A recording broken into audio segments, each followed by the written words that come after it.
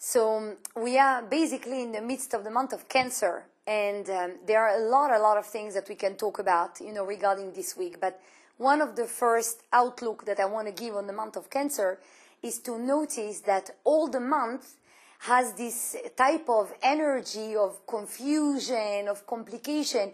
Anytime we come into the month of Cancer, it seems like somehow the cosmos is in a bit of a disarray. It goes a bit disheveled, a bit too much emotional. It's a little bit of a zoo somehow. And it's very interesting because every one of the weeks of the month of Cancer contain like almost a medication or a pill that we can take cosmically, from the universe to help us overcome all the confusion and all the complications of the emotional energy that is so charged in the month, of Tammuz, which is the month of Cancer. So the good news about this week is that Mercury is not in retrograde. So communication is going to be a little bit better. But we have other things coming up. And one of the things that is very, very important this week is all about the planet Pluto and its position, in reference to the Sun. Because Pluto is in Capricorn, already for a few years. And Capricorn is the IRS of the zodiac. It's the one that checks and double checks and triple checks everything. And Pluto being, opposed to the Sun creates that the person needs to search really deep within themselves. Like there are many things that Pluto represents because it's the planet that is in the outer skirt of the solar system. The scientists call it a dwarf planet. Sometimes it's a planet, sometimes it's not a planet. But what it represents for us, it's really like the underdog, the underworld of every one of us, the way that we really internally are. And it's usually the piece of us that we are trying to hide. And we know that, it's of course not a coincidence that, everything is coming up also in the month of Cancer, since Cancer is all about emotions and there are so many layers about them.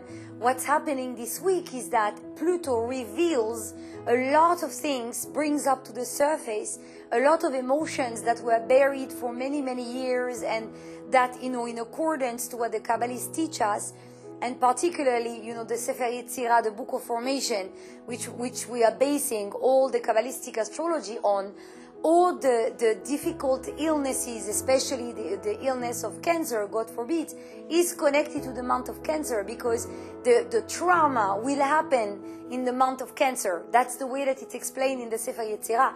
Why? Because it's an emotion that we haven't overcome. Now, the thing that is interesting about it, and I'm going to quote another important, very famous medieval Kabbalist and astrologer. He was also a medical doctor. His name is Rabbi Ibn Ezra, Avraham Ibn Ezra. And it's around the 11th century that he lived.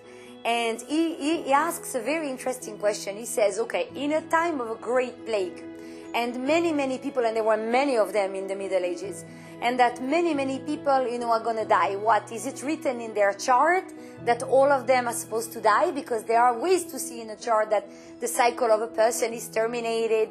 There are ways to get hints, not to really see it 100%. So what does it mean? It means that in the chart of everyone, it's actually written that this is it, it's the end for them. And he answers no. Because there is free will. There is the work that the person is going to do on themselves. There is the work of healing that the person is going to do on themselves, the physical healing and the metaphysical healing. He says that in time of great plagues, in the chart of everybody, there will be an awareness of a certain danger, of a certain something that can befall us, a dangerous zone. But if the person has prepared himself emotionally, spiritually, and even physically by eating the right foods, that's what he writes, then the person will go through the danger zone, but will be fine with it. So one of the things that we have, and the particular energies that is revealed this week, we have the planet Neptune and planet Chiron, which is like a nanoplanet also. It's in between planets.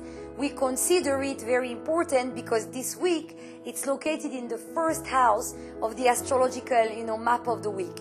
And what does it tell us? It tells us that the medication is already there.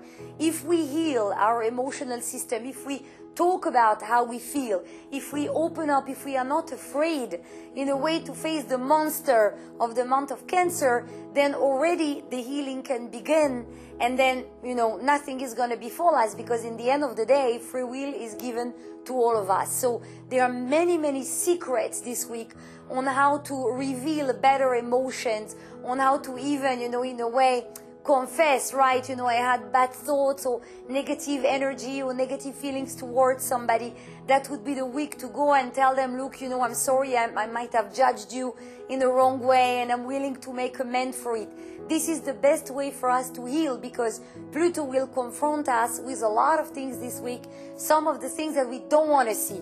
But since Mercury is actually in direct motion, this is the time to talk about it, and this is the time to really find healing for all of us. So it's a really, really important week, and I really hope that everyone is going to take, the best advantage of it. So wishing everyone a wonderful week.